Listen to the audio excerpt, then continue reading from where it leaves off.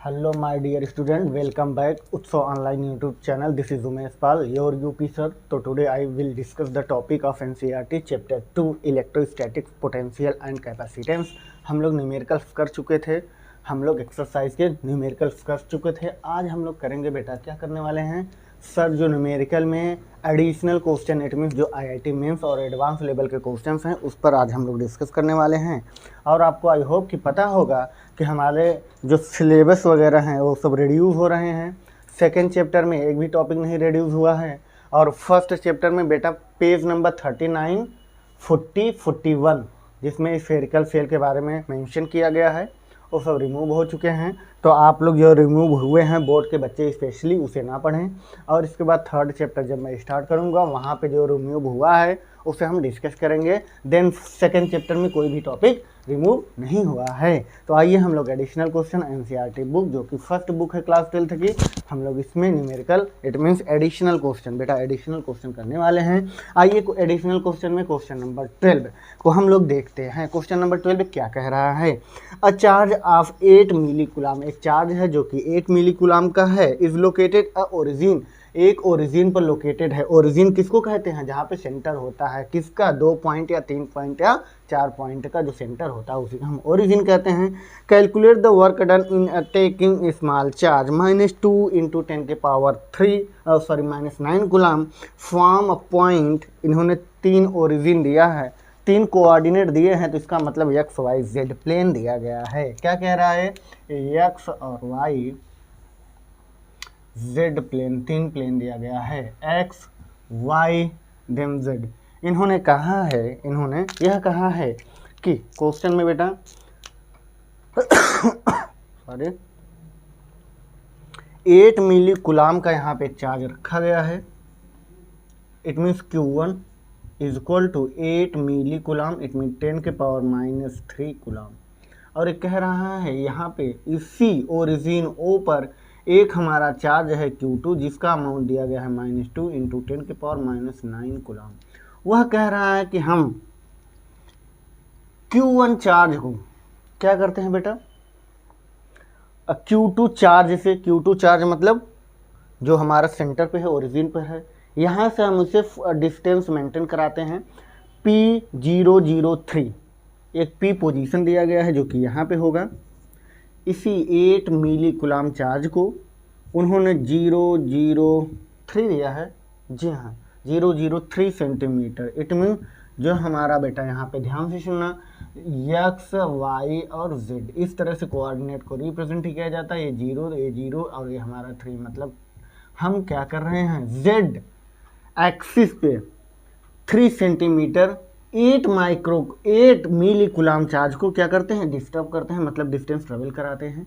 अब ये कह रहा है आगे क्या बोल रहा है बेटा, आगे कह रहा है टू अ पॉइंट Q, एक पॉइंट Q है जो कि Y ओरिजिन पर यहाँ पे Q पॉइंट है, यहाँ पे 0.4 सेंटीमीटर और 0, इट मीन्स यह क्या हुआ, Y एक्सिस पे लोकेटेड कर रहा है। यही चार्ज को, इसी चार्ज को हम P से Q पे लेके गए। नेक्स्ट टाइम क्या बोल रहा है, अब ये कह रहा है कि अगर हम इसी तरह एक R पॉइंट ले जिसमें 6 और 9 मतलब 069, एक कह रहा है कि एक R पॉइंट लीजिए, 0 मतलब एक्स पे नहीं बढ़ा, 6 मतलब यहाँ पे बढ़ रहा है, मतलब इट मीन्स बेटा इंक्रीज हो रहा है, डिस्टेंस का इंक्रीजमेंट हो रहा है इन वाई एक्सिस में। यहाँ पे वो कह रहा है 6 आ रहा है, देन जेड में 9 जा रहा है, तो हम इसे इंक्रीज करते हुए तो हम इन दोनों लोकेटेड पॉइंट को यहाँ पे मीट कराते हैं। यहाँ पे हम लिखते हैं 0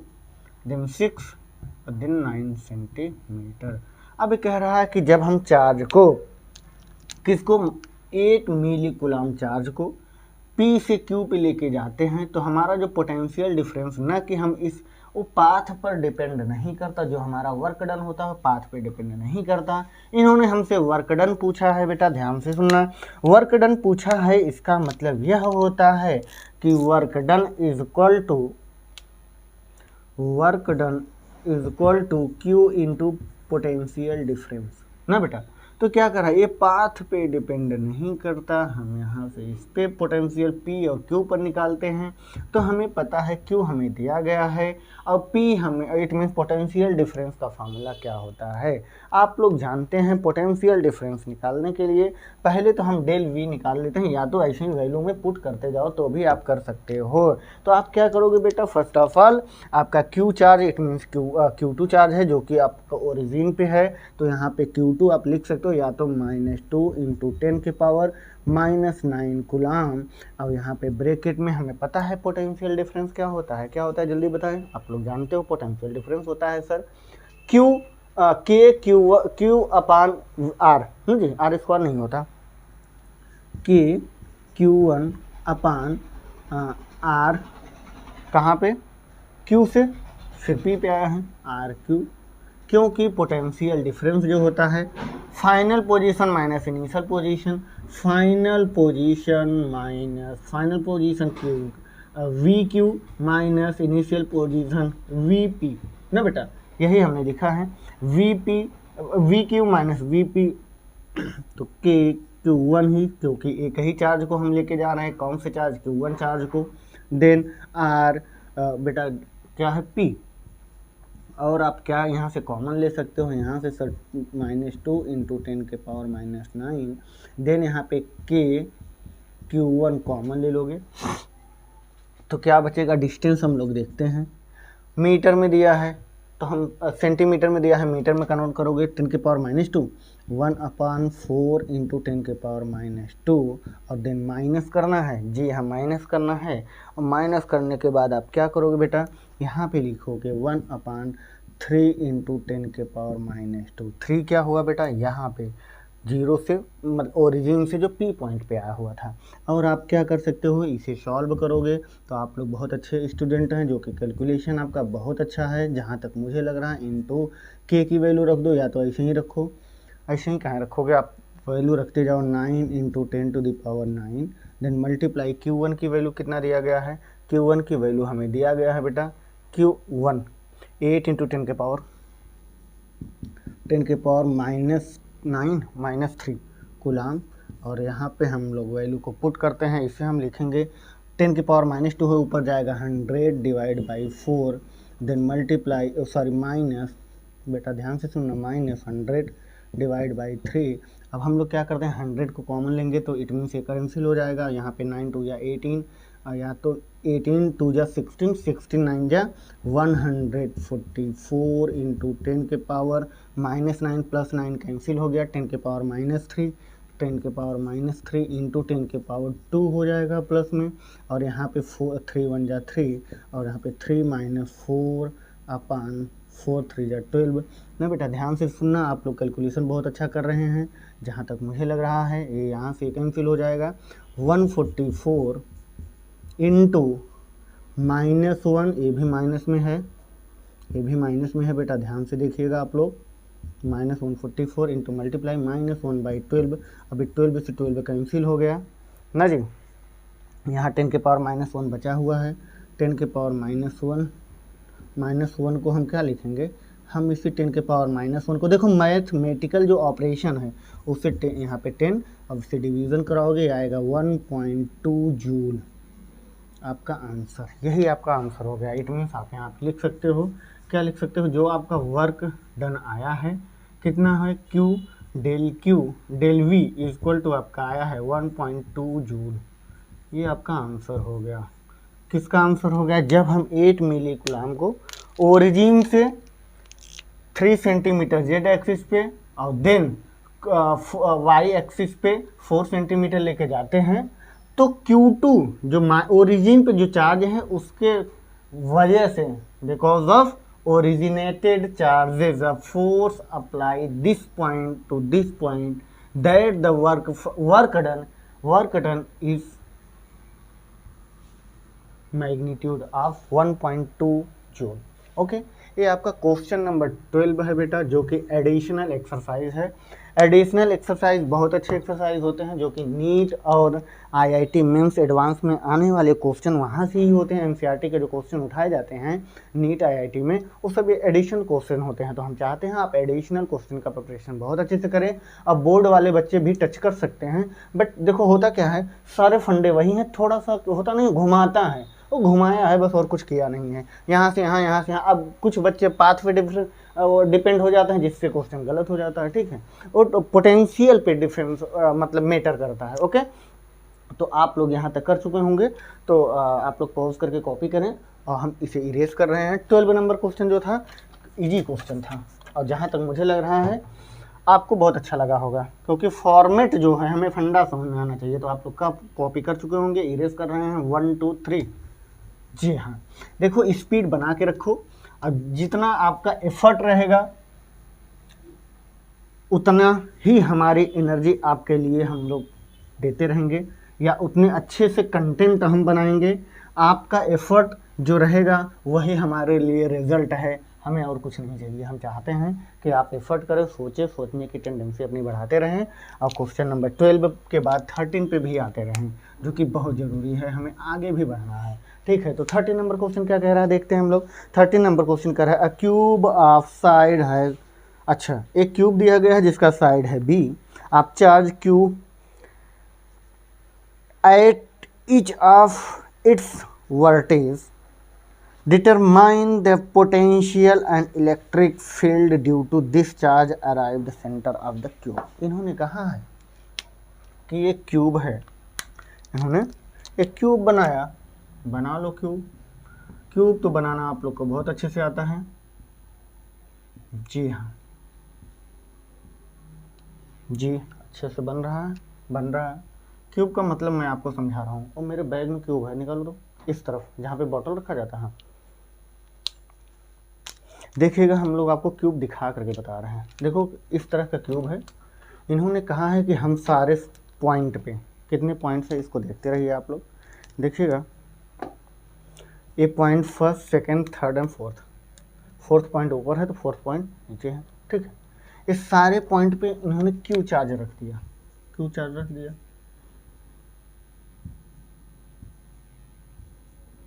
ठीक। आपको पता होना चाहिए अगर चार्जेस कहाँ पे हैं बेटा, चार्जेस पॉइंट पे हैं, कॉर्नर पे हैं, तो ये कहता है इलेक्ट्रिक फील्ड क्या होता है, ये दोनों सेम प्रॉपर्टी के चार्ज हैं। तो हमें पता है सर, आप 21 नंबर क्वेश्चन पेज नंबर 48 पे, 48 नंबर पेज पे, एनसीईआरटी का 48 नंबर पेज पे क्वेश्चन नंबर 21 में आपने वहाँ बताया था कि अगर सेम प्रॉपर्टी के चार्ज हैं सर, तो इनकी इलेक्ट्रिक फील्ड लाइन आपस में क्या हो जाती हैं, अपोजिट साइड में चले जाते हैं। अपोजिट साइड में चले जाते हैं तो सेंटर पर कोई भी इफेक्ट नहीं पड़ेगा। जब सेंटर पर इफेक्ट नहीं पड़ेगा तो यहाँ पे इलेक्ट्रिक फील्ड कितना होगा, जल्दी बताएं। इलेक्ट्रिक फील्ड बेटा 0 होगा। क्यों?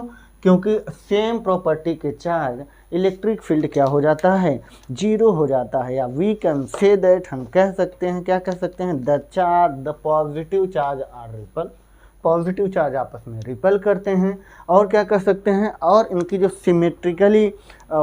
Symmetrically with respect to the charges के सिमेट्री रिस्पेक्टली या रिस्पेक्ट में हम कह सकते हैं कि जो सेंटर पे इलेक्ट्रिक फील्ड होगा वह क्या होगा, 0 होगा। कितना होगा, 0 होगा। बट पोटेंशियल 0 नहीं होगा।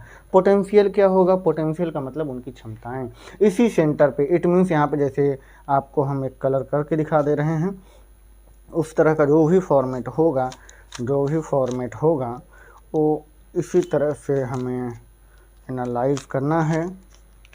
जी हाँ बेटा,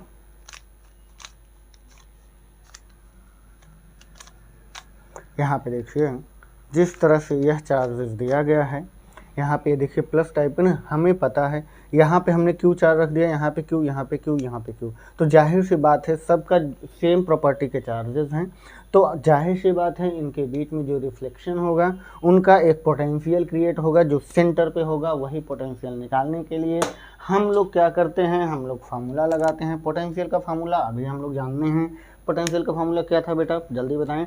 पोटेंशियल का फार्मूला था sir V is equal to K Q upon R, V is equal to K Q upon R ना जी, यही था जी। हाँ सर, अब आप क्या करेंगे, जब आपको डिस्टेंस ना दिया हो, इन दोनों के हर एक चार्जेस के बीच में हमें सेंटर पे निकालना है, तो हम क्या करेंगे, पहले डायगोनल निकालते हैं। डायगोनल हमारा क्या होता है, diagonal of length is equal to root में हमारा जब क्यूब होता है तो सारे साइड सेम साइड के होते हैं। अगर हम मान लें ए है, ए बी है और ए सी है, तो यहाँ पे ए प्लस बी प्लस सी और सारे बी ही हैं, लेंथ उसमें दिया गया है एल इक्वल टू बी, सब बी हैं तो रूट में 3b हो जाएगा। अब हमें क्या करना होगा, हमें सेंटर पे निकालना होगा तो हर एक पॉइंट से इनका जो डिस्टेंस होगा क्या होगा, l/2 होगा। और हम जब सेंटर से डिस्टेंस निकालते हैं r इक्वल टू क्या हो जाएगा, l/2 मतलब √3/2b। इट मीन्स आप यहाँ पे लिख सकते हो, क्या लिख सकते हो, l इक्वल टू b दिया था, ठीक है, वो तो हमने रखा है, लेंथ सबका b है, then r equal to l/2, ठीक है। यहाँ से हम इस वैल्यू को रखते हैं, r की जगह पे यही वैल्यू पुट करते हैं। k की वैल्यू आप लोग रख सकते हो, क्या रख सकते हो, 1/4πε0, आप लोग k ऐसे ही लिखो, q अपान √3/2b, रूट ऊपर चला जाएगा 2, तो यहाँ पे 2kq अपान, जी हाँ थोड़ा सा वाइट बोर्ड नीचे पड़ रहा है, 2kq अपान √3b, ठीक। यहाँ से अब हमें सिर्फ पोटेंशियल मिला है एक पॉइंट का, तो 1 2 3 4 5 6 7 दिन 8 चार्जेस हैं। ध्यान से देखिएगा कितने चार्जेस हैं, 8 हैं, तो 8 से मल्टीप्लाई करा दोगे तो कितना हो जाएगा बेटा, हमारा जो न्यू v आएगा, जो हमारा न्यू v डैश आएगा, 8 point of v old then 8 into 2 kq upon √3b, और हम 8 टू जा 16 मतलब 16 times of kq upon √3b होगा। This is the answer of this question number 13। Okay, यहाँ से हमारा v डैश मिल गया। तो इसमें क्या था, कुछ नहीं था, बहुत इजी क्वेश्चन था, 2 या 3 लाइन का था। तो आप लोग 30 नंबर क्वेश्चन कॉपी कर चुके होंगे। अब हम लोग आते हैं 14 नंबर क्वेश्चन पे, तो आप लोग पॉज करके कॉपी करें, और यहाँ पे आप के इट मीन्स जो कांस्टेंट टर्म है उसकी भी वैल्यू पुट करके आप सॉल्व कर सकते हो। ओके, नेक्स्ट आइए 13 के बाद 14 नंबर क्वेश्चन, जो कि बहुत अच्छा क्वेश्चन है। जी हाँ, आप लोग इसे कॉपी कर चुके होंगे, तो हम इरेज करने वाले हैं। जी बेटा, यस ऑफ कोर्स क्वेश्चन बहुत ईजी था सर। क्वेश्चन इसलिए ईजी था क्योंकि क्वेश्चन का जो हमें इमेजिनेशन या जो हमें इसका डायग्राम बनाना है, डायग्राम नहीं कर सकते हो, फिजिक्स में हम लोग बोलते हैं फोटो, बात समझ रहे हो ना। बायोलॉजी में बोला जाता है, क्या बोला जाता है बायोलॉजी में भाई, डायग्राम बोला जाता है बायोलॉजी में, इसमें बोलते हैं फोटो, ठीक है। फोटो का मतलब होता है कोई हाथ पैर इसमें तो है नहीं, जो है वही चिपका दो, ठीक है। और डायग्राम में आप ऐड करते रहते हो, इसलिए उसे डायग्राम बोलते हैं। तो यहाँ पे फिजिक्स में हम लोग फोटो बोलते हैं, ग्राफ बोलते हैं मैथ में, और फिजिक्स में ग्राफ बोलते हैं जब हम किसी का 2 कंपोनेंट को वेरिएबल करते हैं तब। तो आप लोग यहाँ तक इसे कॉपी कर चुके होंगे, यस ऑफ कोर्स। तो आप लोग फोटो बोलना ना भूलें, खिंच मेरी फोटो वाली बातें आ जाती हैं यहाँ पे, तो हम चाहते हैं खींचते रहो, कोई भी दिखे जो अच्छा लगे यार उसका खींच लो, है तो फोटो ही निकालना, ठीक है। आइए 14 नंबर क्वेश्चन। 14 नंबर क्वेश्चन देखिए क्या कह रहा है। 14 नंबर क्वेश्चन जो कि हमें लग रहा है 14 नंबर क्वेश्चन सबसे प्यारा होना चाहिए, क्योंकि इसमें जो रूल्स एंड रेगुलेशंस हैं वो कहता है कि हमको सीखो, आप हमारे साथ चलो। ये कह रहा है 2 thin sphere carrying a charge, 2 thin sphere है जो कि चार्ज कैरी कर रहा है 1.5 माइक्रोकूलम एंड 2.5 माइक्रोकूलम के चार्जेस को कैरी कर रहा है, are located at 30 centimetre distance पर। ये कह रहा है कि apart find the potential and electric field. पहले तो हम potential and electric field find करते हैं, फिर ए पार्ट में कह रहा है कि at the mid point of the line joining two charges. अच्छा, जहाँ पे मीट कर रहे हैं तो पहले हम लोग क्या करते हैं, पहले हम क्वेश्चन को सॉल्व करने के लिए हम लोग क्वेश्चन को देखते हैं। क्या देखते हैं बेटा, हमें क्या दिया गया है, दो इस टीनी स्फेयर कैरिंग चार्ज दिया गया है 1.5 माइक्रोकुलाम और 2.5 माइक्रोकुलाम का दिया गया है। इसे हम लोकेटेड कर रहे हैं 30 सेंटीमीटर पर। तो आइए हम लोग देखते हैं, हम लोग क्या देखते हैं, दो चार्जेस हैं, इनके बीच का distance r equal to 30 centimetre है। इसे मीटर में कन्वर्ट कर सकते हो आप लोग। ये दिया गया है 1.5 माइक्रोकुलाम और ये दिया है आपका कितना बेटा, ये दिया है आपका 2.5 माइक्रोकुलाम, 2.5 माइक्रोकुलाम। ठीक है, तो हमें पहले पोटेंशियल निकालना होगा। तो पोटेंशियल निकालने के लिए हम क्या करते हैं, v equal to V1 plus V2 करते हैं। तो v equal to V1 plus V2 करते हैं। तो हमें पता है V1 की वैल्यू KQ1 अपान R1, R1 हमारा R तो सेम ही रहेगा दोनों में, प्लस KQ2 अपान R2। ठीक, तो हम लोग क्या करते हैं, यहाँ से K बाई R को कॉमन, क्योंकि R दोनों में सेम है, डिस्टेंस दोनों में सेम है। ठीक अच्छा, और इनका जो पोटेंशियल होगा यहाँ मिड पॉइंट पे होगा, तो इनमें जो R का डिस्टेंस होगा, इनमें जो R का, ये कितना हो जाएगा बेटा, ये हो जाएगा आपको 0.30 मीटर। और इसे हम जब हाफ में चेंज करेंगे, यहाँ पे 0.5 मीटर, 0.15 मीटर, और यहाँ भी आएगा 0.15 मीटर। ठीक है, ये आपका डिस्टेंस हो गया ट्रेवलर। ओके जी हाँ, तो आप रख लीजिए Q1 की वैल्यू 1.5 माइक्रोकुलाम, यही तो है, 1.5 इंटू 10 के पावर -6 और प्लस 2 पॉइंट, कहीं को हम इसको ऐसे नहीं कर सकते, कर सकते हैं यार। चलो यहाँ पे देखिएगा, बहुत इजीली तरीके से हम चाहते हैं कि आपको इजी से इजी वे में 1.5 माइक्रोकुलाम प्लस बेटा 2.5 माइक्रोकुलाम, और हम इसे ऐड करते हैं और इसमें वैल्यू को पुट करते हैं। तो 9 into 10 to the power 9 divide by आप क्या करोगे, 0.15 है, मतलब 15 इंटू 10 टू द पावर -2, और यहाँ पे 4 माइक्रोकुलाम को हम 10 के पावर -6 कुलाम रखते हैं। तो 3 जा 3 5 जा ना जी। अब यहाँ पे 3 4 जा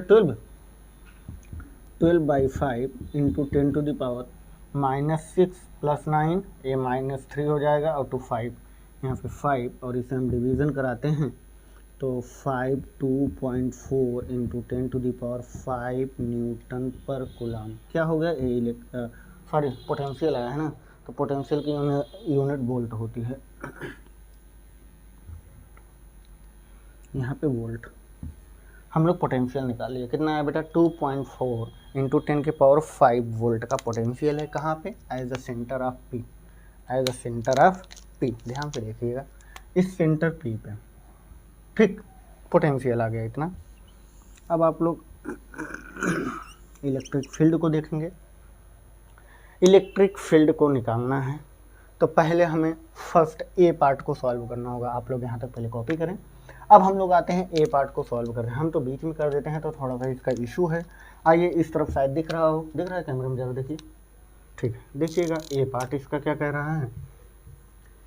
ए पार्ट कह रहा है बेटा कि at the mid point of the of the line join two charges and.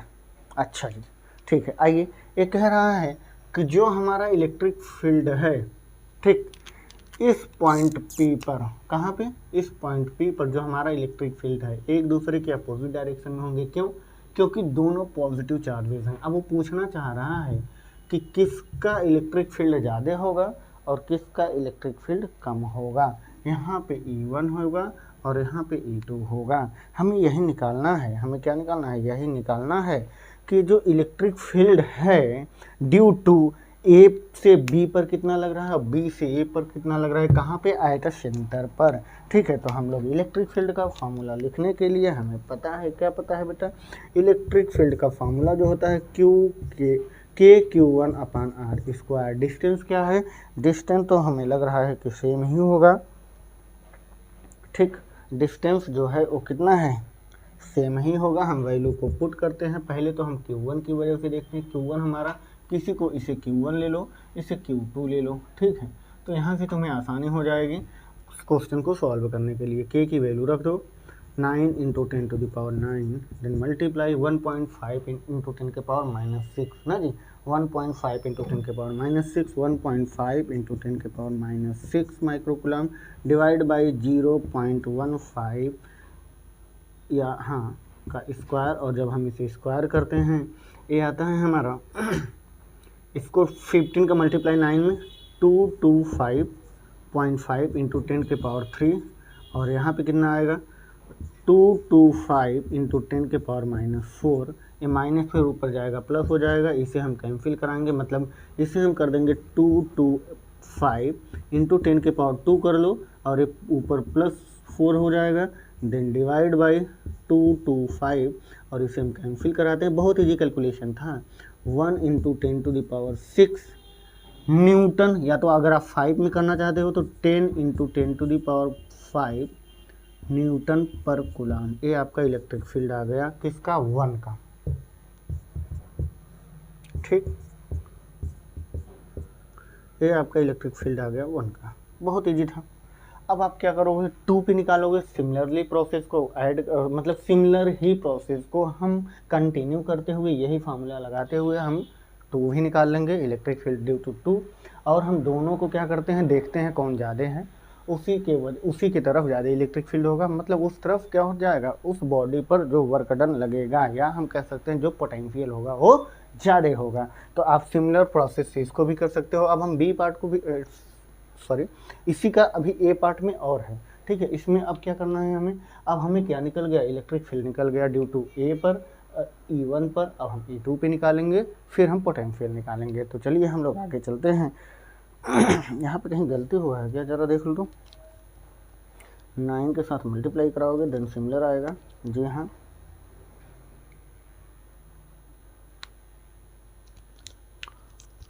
(1.5 Q1). ठीक, गलती तो नहीं होना चाहिए, हमें तो लग रहा। इसका स्क्वायर करोगे 220, इसको 9 में मल्टीप्लाई कराओगे सेम, सही तो है, सही है।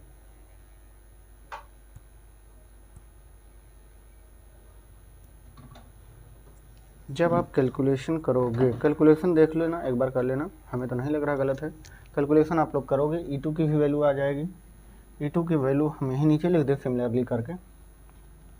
E2 की वैल्यू आई थिंक आएगी आपका 2.5 जब रखोगे तो E2 की जो वैल्यू आएगी 6.6 into 10 to the power 5 E2 की वैल्यू हो जाएगी न्यूटन पर कूलम। और इसी देखो इसमें किसका वैल्यू ज़्यादा है, E1 की ज़्यादा है, तो E1 की तरफ पोटेंशियल ज़्यादा हो जाएगा। आप लोग पोटेंशियल भी निकाल सकते हो इसी तरह से। और इस मेथड को हम लोग आगे, मतलब टोटल पहले आपको पता होना चाहिए कौन सा ज़्यादा है, कौन ज़्यादा है, E2 से E1 ज़्यादा है, E1 से E2, मतलब E2 से E1 ज़्यादा है। तो क्या होगा यहाँ पे जो नेट इलेक्ट्रिक फील्ड होगा वो किसकी तरफ होगा, E1 की तरफ होगा। जो नेट इलेक्ट्रिक फील्ड E1 की तरफ होगा वो डिसाइड करता है कि P पे पोटेंशियल कितनी है, और पोटेंशियल निकालने के लिए आप लोग जानते हो। अब हम लोग आते हैं B वाले टर्म पे, आप लोग यहाँ तक कॉपी कर सकते हो। देखिए राइटिंग बड़ी अच्छी शायद मुझे लग रही है आज की, तो अच्छा है। फिलहाल अब हम B पार्ट पे चलते हैं, इसे इरेज कर दें। ठीक, B पार्ट क्या कहना चाह रहा है, B पार्ट भी इसी का सिमिलर प्रोसेस है। देखो B पार्ट क्या कह रहा है, B पार्ट जो हमारा है क्वेश्चन में कह रहा है बेटा कि एट पॉइंट 10 सेंटीमीटर को हम मिड पॉइंट से ऊपर लेके जाते हैं। ये कह रहा है कि जो हमारा इलेक्ट्रिक फील्ड निकालने का जो तरीका था, इससे हम 10 सेंटीमीटर पे यहाँ पे P को लेके जाते हैं, तो 30 था तो 15 हो गया था, और ये हमारा 10 है तो ये हमारा कितना आएगा, ये हमारा 13 के अप्रॉक्सीमेटली आएगा। तो यहाँ पे जो इलेक्ट्रिक फील्ड होगा वो हमें फाइंड करना है। तो हमें पता है, पहले तो हम पोटेंशियल निकाल लेते हैं V1 plus V2। Similar process है। पोटेंशियल हमारा क्या आ जाएगा, KQ1 अपान R प्लस KQ2 अपान R। और हम क्या करते हैं, इसे जब सॉल्व करते हैं K की वैल्यू रखते हैं, और वैल्यू रखने के बाद मतलब K/R सेम रहेगा, K/R। Q1 और Q2 की वैल्यू आपको पता है, Q1 की वैल्यू कितना दिया गया था बेटा, Q1 की वैल्यू 1.4 सिमिलर ही आएगा, मतलब 2 माइक्रो के समथिंग आएगा। बस यहाँ पे डिस्टेंस आपको कितना रखना पड़ेगा, 18 रखना पड़ेगा। कैसा है, जी हाँ 18 आएगा, इनका जो इसको आएगा 18 आएगा। इसे हम क्या करेंगे, इसे हम सिमिलर प्रोसेस में करेंगे 1.5 माइक्रोकुलम प्लस 2.5 माइक्रोकुलम, और हम इसे सॉल्व करते हैं तो 9 × 10⁹, देन यहाँ पे मल्टीप्लाई 4 × 10⁻, यहाँ से हम इसको हटा देते हैं, 4 × 10⁻⁻6 कुलम, 10 डिवाइड बाई R की वैल्यू 18। अब इसे हम सॉल्व करते हैं तो हमारा आ जाता है, कितना आ जाता है, ये हमारा आ जाता है 2 × 10⁻5 वोल्ट। ये हमारा पोटेंशियल आ गया बेटा। ठीक, similar process, B part similar process है इसी का। ठीक, अब यहाँ पे इलेक्ट्रिक फील्ड और यहाँ पे इलेक्ट्रिक फील्ड जो आएगा, यही हमें निकालना था। ठीक है, यहाँ से हमारा बी पार्ट भी कंप्लीट होता है।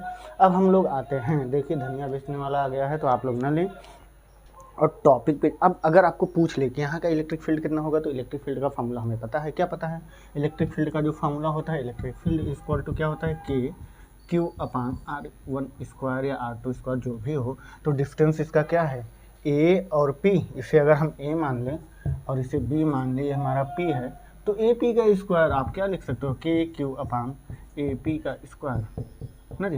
AP का स्क्वायर आप 18 रख दोगे और आप वैल्यू को सॉल्व करोगे। सिमिलर प्रोसेस में हम उसी तरह से फॉर्मूले को ऐड करते हुए और क्वेश्चन को सॉल्व करते हुए E1 की वैल्यू को पाते हैं, जो भी पाते हैं 54/13 × 10⁻³ न्यूटन पर कूलम। इस तरह से हमें E1 की वैल्यू मिल जाती है। ठीक है, उसी तरह हम E2 की भी वैल्यू निकाल लेते हैं। E2 की वैल्यू हमारा क्या आ जाएगा, 90, यहाँ पे 6 आएगा, सॉरी आप लोग कैलकुलेशन कर लीजिएगा। E1 E2 की वैल्यू कितना हो जाएगा, 90 डिवाइड बाई 13 × 10⁻6 न्यूटन पर कूलम। तो आपको यहाँ से पता चल गया कौन ज़्यादा है, अमाउंट ऑफ Q2 ज़्यादा है Q1 से, और उसमें क्या था, उसमें Q1 जाता था Q2 से। तो हम लोग यहाँ से इलेक्ट्रिक फील्ड निकाल लेंगे। जब हमें इलेक्ट्रिक फील्ड मिल जाएगा तो हम टोटल इलेक्ट्रिक फील्ड निकालने का एक फार्मूला लिखते हैं। Total net electric field is equal to root में E1² plus E2² plus 2E1 E2 cos 2θ। इसमें वैल्यू को पुट करते हैं तो हमें लास्ट में रिजल्ट मिल जाता है। ये हमारा 14 नंबर क्वेश्चन था। अब हम लोग आते हैं 15 नंबर क्वेश्चन पे। ठीक है, तो आई होप कि आपको क्वेश्चन समझ में आया हो, और हम यही उम्मीद करते हैं कि आपको क्वेश्चन समझ में आ गया हो। आइए नेक्स्ट क्वेश्चन नंबर 15 पे हम लोग चलते हैं बेटा। 15 नंबर क्वेश्चन बहुत अच्छा है, जो कि हमें समझ में आ रहा है कि आप लोग इसे पहले पॉज करके कॉपी कर चुके होंगे। तो हम इरेज करते हुए आगे बढ़ रहे हैं अपने सफाई यंत्र से, जो कि हमें पता है 15 नंबर जो हमारा क्वेश्चन है सर, ये सारे क्वेश्चन एडवांस लेवल के हैं बेटा। एडवांस लेवल के नहीं हैं, एनसीईआरटी क्लास 12th में हो तो एनसीईआरटी कह रही है अपना लेवल बढ़ाओ, अपना लेवल घटाओ मत। तो आप चाहें तो अपना लेवल बढ़ा सकते हैं। आप किसी पे ऐसा नहीं कह सकते कि इन्होंने बहुत हार्ड या लेवल हाई कर दिया है, नहीं। अगर वो क्लास 12th में है, एडिशनल है, एडिशनल का मतलब होता है बेटा सॉरी, एडिशनल का मतलब होता है आप कह सकते हो एक्स्ट्रा ऑर्डिनरी स्टूडेंट। वो एक्स्ट्रा ऑर्डिनरी जो बच्चे टैलेंटेड होते हैं उनके लिए ये सब चीज़ें बनाई जाती है। तो हम चाहते हैं आप बच्चे जो हैं टैलेंटेड बच्चे हैं, तो आप भी एडिशनल क्वेश्चन पे फोकस करेंगे, और ज़्यादातर तो एडिशनल क्वेश्चन कराए नहीं जाते। 15 नंबर क्वेश्चन कह रहा है स्फेरिकल कंडक्टिंग सेल, एक स्फेरिकल कंडक्टिंग सेल है of inner radius R1 and outer radius R2 दिया गया है, have Q charge outer radius पे रखा गया है। तो आइए हम लोग देखते हैं, हम लोग क्या देखते हैं। एक कह रहा है 15 नंबर क्वेश्चन जी, ठीक है। देखिए एक रेडियस दिया गया है, ठीक, इनका सर्कल दिया गया है, इनका रेडियस R है, और एक रेडियस R1 और R2 है। ये कह रहा है आउटसाइड पे Q चार्ज रखा गया है और इनवर्ट पे क्यू स्मॉल क्यू रखा गया है ना जी, यही कहा है। नहीं, ये कह रहा है ए पार्ट में कि a Q charge in a place at a centre cell, what is the surface charge density on the inner and outer surface of the, इतना ठीक है। देखो अगर हम इसमें चार्ज को रखते हैं तो यहाँ पे जो चार्जेस का क्रिएशन होता है, जितना यहाँ निगेटिव होगा उतना यहाँ पे पॉजिटिव हो जाएगा ना जी, उतना ही यहाँ पे पॉजिटिव हो जाएगा। ये तो होता है जब आप यहाँ पे चार्जेस को पॉइंट कर दिए तो नंबर ऑफ चार्जेस जितना निगेटिव हो गया उतना पॉजिटिव वाला इस आउटर सेल के सरफेस पे आकर के चिपक गया, क्योंकि हमेशा चार्जेस कहाँ रहते हैं, सरफेस पे रहते हैं। जैसे हमने कह दिया कि प्लास्टिक है, इसमें हमने कुछ नहीं रखा है, वायर हमने डाल दिया, तो वायर में ही तो चार्जेस तो यहाँ पे रहेगा ना, यहाँ तो होल है, यहाँ तो कुछ नहीं, यहाँ तो रहेगा नहीं। ठीक है, इसके कहने का मतलब यह है कि चार्जेस चलने के लिए मीडियम चाहिए, जो कि ये सरफेस हमारा मीडियम का काम करता है। अभी कह रहा है कि अगर हम इनर सरफेस की बात करें तो क्या होगा, आइए हम लोग इनर सरफेस की बात करते हैं। इनर सरफेस में फर्स्ट ए पॉइंट में inner surface of charges equal to Q. कौन से चार्जेस आ गए हैं इनर सरफेस पे, माइनस क्यू चार्जेस आ गए हैं, मतलब निगेटिव टाइप ऑफ चार्जेस आ गए हैं। और हम क्या कहते हैं बेटा, आउटर पे कितना आ जाएगा, यही का प्लस आ जाएगा।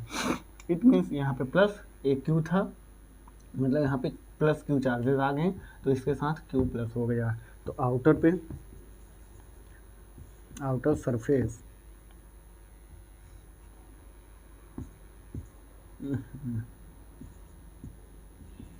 Of charge Q plus Q के फॉर्म में आ जाएगा। बात यहाँ पे समझ में आ रही है। जब हम किसी भी स्फेरिकल सेल में चार्जेस को सेंटर पे रखते हैं तो इसके जो मैग्नीट्यूड ऑफ चार्जेस होते हैं वो सरफेस पे आ जाते हैं, यहाँ पे माइनस तो यहाँ पे प्लस। अब ये प्लस मिलकर Q प्लस स्मॉल क्यू में कन्वर्ट हो गया, देन आउटर पे इतना हो जाएगा। बी पार्ट में क्या कह रहा है, अब हम लोग आते हैं बी पार्ट में। अच्छा, इसका अगर आपको क्या देखना हो, डेंसिटी ना, डेंसिटी की वैल्यू क्या होती है, डेंसिटी का फार्मूला आप लोग जानते हैं, क्या जानते हैं, सिग्मा इक्वल टू, बेटा जल्दी बताइए, डेंसिटी का फार्मूला इसमें दिया होगा, दिया तो है जी। डेंसिटी हमारा होता है Q आउटर पे, Q plus Q divide by 4 pi R square, this is the area, then 4 pi R square. बस इसी पे आप लोग रख देंगे, आर ओ भी 2 वाला यहाँ पे मिल रहा है ना, R2 का स्क्वायर, ये हमारा डेंसिटी आ गया। किस पर जब हम सेंटर पे माइनस क्यू चार्ज को पुट करते हैं तब। ठीक, अब हम आते हैं बी पार्ट में। बी पार्ट में क्या कह रहा है, if the electric field inside the cavity and no charge zero हो, even if the cell is not spherical. अच्छा, उसे इरेगुलर शेप में कर दोगे तो बेटा आपको ध्यान में होना चाहिए, जब हम इरेगुलर शेप का एक कंडक्टर लेते हैं, ठीक है, या एक कैविटी लेते हैं, तो इसमें ना ही चार्ज होगा, no any charge, no charge, then no electric field,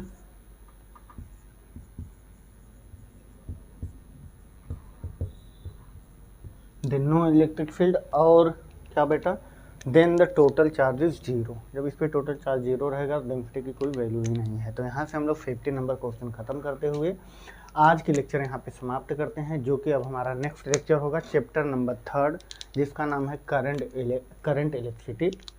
उसमें जिस टॉपिक को रिमूव किया गया है उसको पहले मैं बताऊँगा विथ पेज नंबर, आप लोग ध्यान दीजिएगा। और इसके बाद हम लोग कल जो नेक्स्ट लेक्चर है हम लोग स्टार्ट करने वाले हैं, क्या बेटा, current electricity. Okay, bye, take care.